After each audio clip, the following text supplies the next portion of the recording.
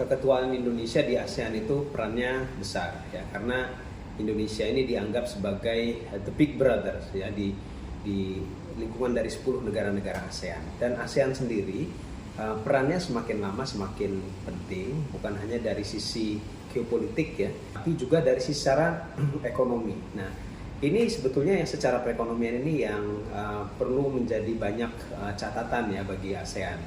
Salah satu yang menjadi catatan penting adalah bagaimana sebetulnya keberadaan daripada ASEAN, apalagi sekarang sudah sejak 2015 kan masuk ke era masyarakat ekonomi ASEAN, yang mana ASEAN itu menjadi satu entitas yang lebih terpadu secara ekonomi ya. Nah ini tapi daripada kenyataannya selama kurang lebih 8 tahun sejak masyarakat ekonomi ASEAN, ini keterikatan atau keterkaitan antara ekonomi di 10 negara ASEAN itu tidak terlalu banyak, tidak terlalu signifikan peningkatannya dalam 8 tahun terakhir. Nah, bahkan kalau kita melihat dari peningkatan volume perdagangan, ini banyak yang terjadi peningkatan justru adalah antara negara-negara ASEAN dengan Tiongkok ya.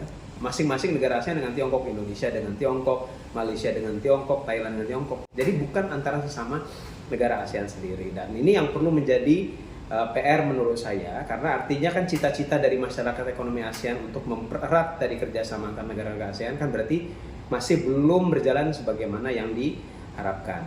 Lalu yang sekarang sedang diupayakan juga adalah adanya local currency settlements, yaitu penggunaan mata uang lokal dalam perdagangan antar negara-negara ASEAN. Ini saya pikir satu inisiatif yang sangat bagus ya. Satu bagi Indonesia sendiri ya adalah dapat mengurangi ketergantungan terhadap US dollars dalam perdagangan dunia. Tapi yang di sisi lain itu juga bagi ASEAN ini meningkatkan penggunaan mata uang lokal ya. Jadi ini sejalan dengan upaya untuk mendorong meningkatnya perdagangan antar negara-negara ASEAN. Nah, tapi yang menjadi catatan ini memang tidak mudah ya. Artinya perlu ada upaya untuk mendorong competitiveness dari mata uang lokal sendiri.